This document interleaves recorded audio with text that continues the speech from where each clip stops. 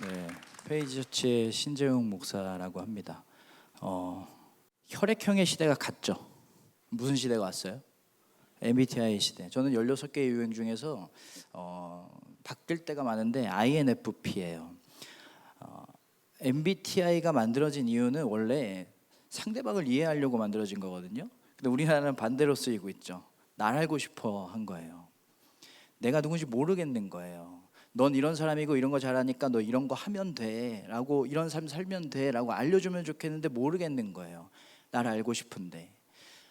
우리가 살면서 많은 힘든 일들, 방황하는 일들, 혼란스러운 일들, 고난들 많이 겪잖아요. 그 모든 일들의 원인을 우리는 해석할 수 있어야 되는데, 그게 왜 그런 일들이 일어나냐면 내가 누군지 몰라서 그래요.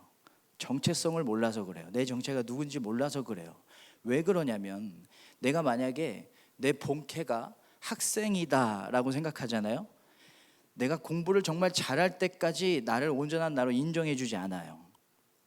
내가 만약에 직장인이면 승진도 하고 돈도 많이 받고 연봉도 오르고 인정받을 때까지, 일 잘한다고 인정받을 때까지 나를 온전한 나로서 인정해 주지 않을 거예요. 내가 만약에 음악하는 사람이다 그러면 음악을 잘하고 사람들한테 그 음악이 인기를 얻을 때까지 온전한 나로 나를 인정하지 않을 거예요. 음악인이 내 본캐라고 생각이 들면. 그래서 그 모든 일들 안에, 그 모든 과정들 안에서 우리가 힘들어요. 그리고 괴로워해요. 거기에서 고난이 생겨요. 내가 누군지를 모르니까. 그게 나의 부캐일 뿐인데 본캐라고 생각을 하니까. 그래서 저는요, 어떤 일이 와도 혼란스럽지 않습니다. 어떤 일이 와도 힘들지 않고요, 방황하지 않아요. 왜 그럴까요? 내가 누군지 알고 있거든요. 전 누굴까요? 신재웅 목사일까요? 페이지 처치일까요? 아니면 누구의 남편, 누구의 자녀일까요? 저는요, 저의 본캐는요, 하나님의 자녀입니다. 제 정체성은 이거밖에 없어요.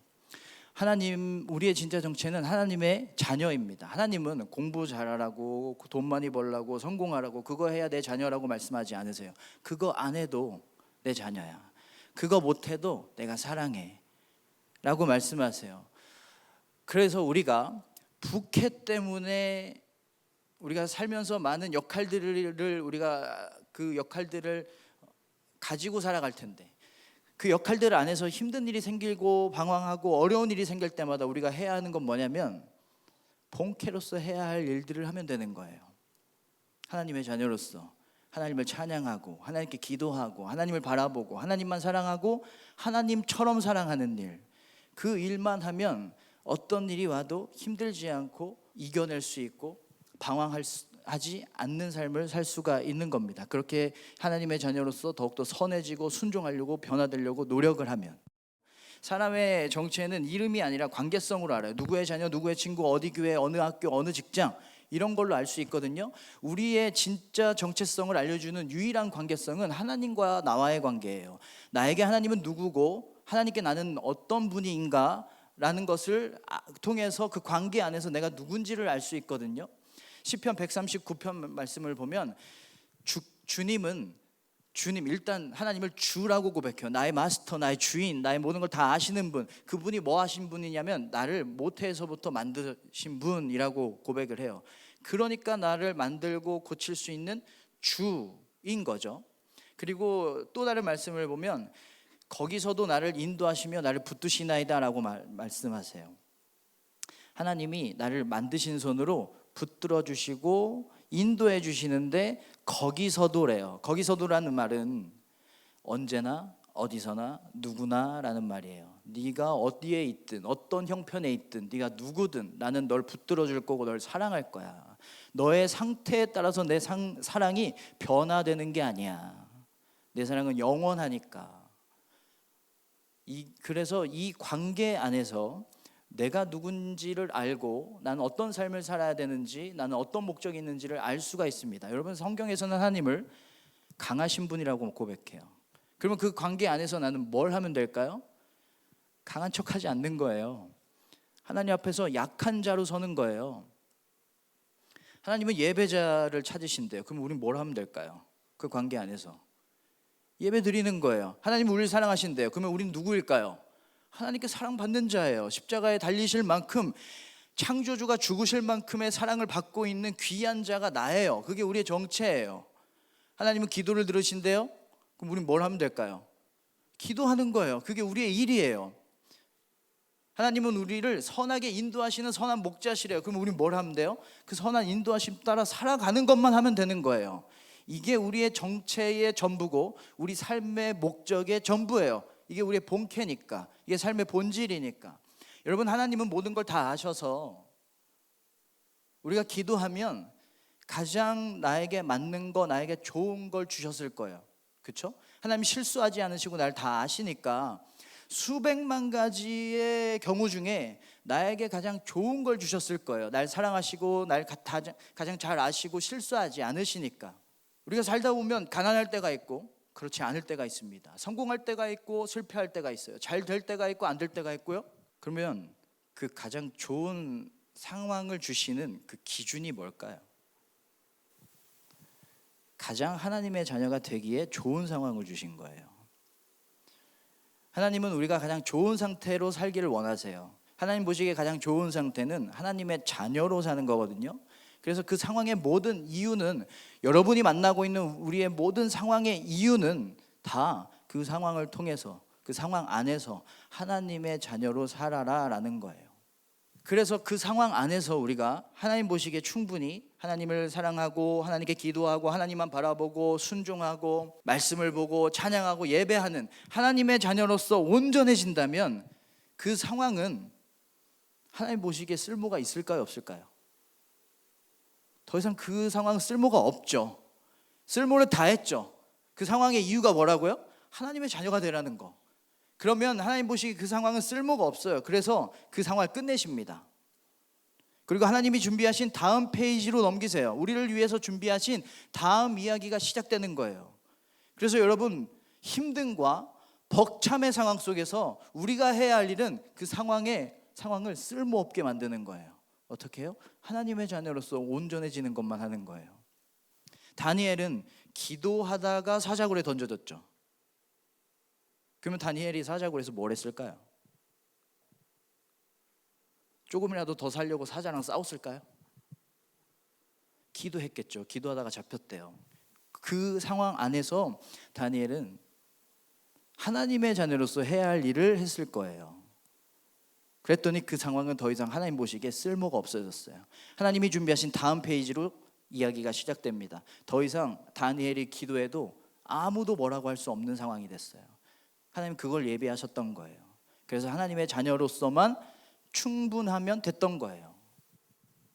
다음 이야기가 그렇게 시작되는 것입니다. 그런데 이런 얘기 들으면 좀 이제 막막할 때가 있어요. 목사님, 제가 맡고 있는 게 얼마나 많은데 이거 하기도 바쁜데 무슨 하나님의 자녀로서 충분한 것까지 하라고 하세요. 여러분, 유재석의 부캐가 꽤 있었죠. 지금은 잘 안 하는데 뭐 그런 거 있었죠. 유산슬 아세요? 트로트 가수 지미유, 유팔봉 내는 것마다 어떻게 됐어요? 잘 됐어요? 망했어요? 잘 됐죠. 대박이 났죠. 왜 그랬을까요? 본캐가 유재석이잖아요. 우리가 본캐로서만 잘하면 되는 거예요. 하나님은 뿌리예요. 하나님의 자녀라는 정체성은 줄기입니다. 그리고 내가 맡고 있는 수많은 부캐들은 가지예요. 줄기가 뿌리에 깊게 제대로 박혀 있어야 뿌리로부터 오는 영양분, 은혜라는 영양분을 통해서 우리가 맺어야 할, 가지에서 맺어야 할 꽃과 열매들을 맺을 수가 있는 거예요. 베드로는 어부 베드로였어요. 부캐로 살았어요. 그러다가 예수님을 만납니다. 그리고 사람 낚는 제자 어부 베드로가 됐죠. 진짜 본캐를 찾은 거예요. 그때 예수님을 선생님이라고 부르다가 예수님을 주님이라고 불러요. 하나님과의 관계를 통해서 진짜 본캐를 찾은 거예요. 여러분, 모세는 홍해를 갈 수가 없는 자입니다. 근데 하나님의 자녀 모세는 홍해를 갈랐죠. 베드로는 걷지 못한 자를 걷게 할 수 있는 능력이 있나요? 없죠. 근데 하나님의 자녀 모세는 걷지 못한 자를 걷게 했습니다. 나는 내 두려움을 이길 수가 없습니다. 나는 내 인생을 내가 알아서 개척할 수 있는 힘이 없고요. 나의 믿음 없음을 극복할 수 있는 능력이 없습니다. 그런데 하나님의 자녀는 가능해요. 하나님이 전능하시니까, 우리 아버지가 전능하시니까. 그래서 우리는 하나님의 자녀로 살기만 하면 아버지의 능력으로 모든 것이 가능한 삶을 살아갈 수가 있어요. 골리앗이 하나님을 조롱하면서 싸움을 걸었습니다. 근데 모든 사람들이 다 두려워했어요. 왜냐하면 거기에 부캐로 서 있었거든요. 이스라엘의 군대라는 부캐로 서 있었어요. 그때 다윗이 담대하게 골리앗 앞에 섭니다. 그리고 무기를 비교하죠. 너는 칼과 창과 단창을 들고 나왔지만 나는, 다윗의 무기가 뭐예요? 물맷돌? 근데 물맷돌 들고 나왔다라고 얘기 안 하죠. 너는 칼과 창과 단창을 들고 나왔지만 나는 만군의 여호와의 이름을 들고 이 자리에 섰다라고 말해요. 다윗의 무기는 하나님을 만군의 여호와라고 고백하는 하나님 자녀됨의 믿음이었어요. 그리고 돌멩이를 던진 것뿐입니다. 골리앗이 쓰러지는 건 누가 하신 거예요? 하나님이 하신 거예요.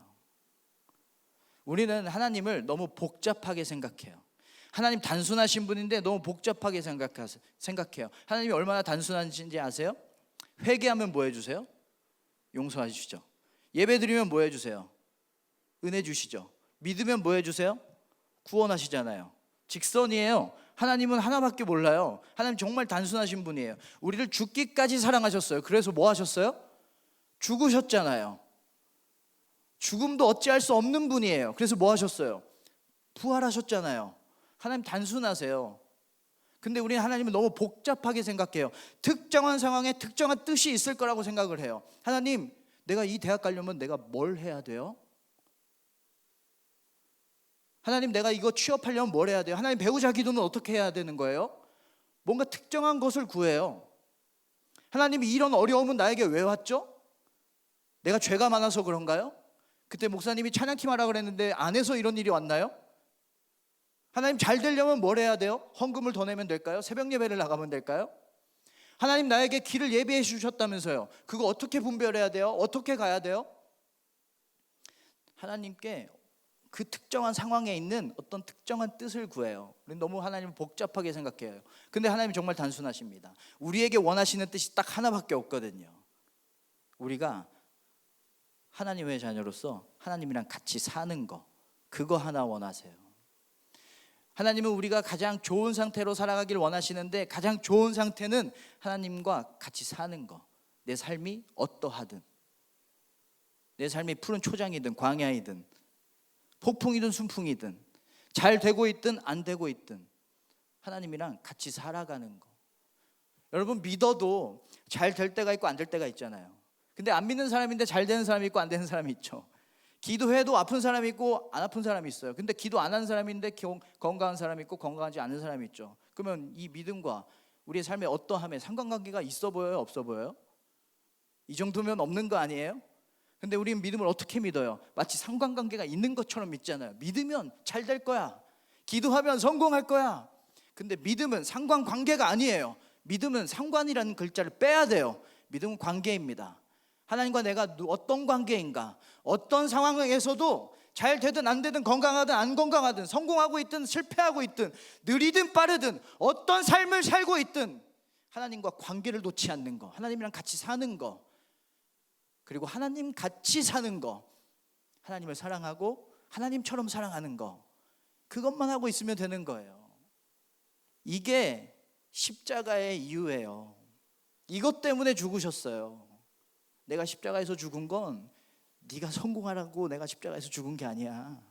너 누구보다 빨리 네 목적을 이루라고 내가 십자가에서 죽은 게 아니야. 같이 살자고.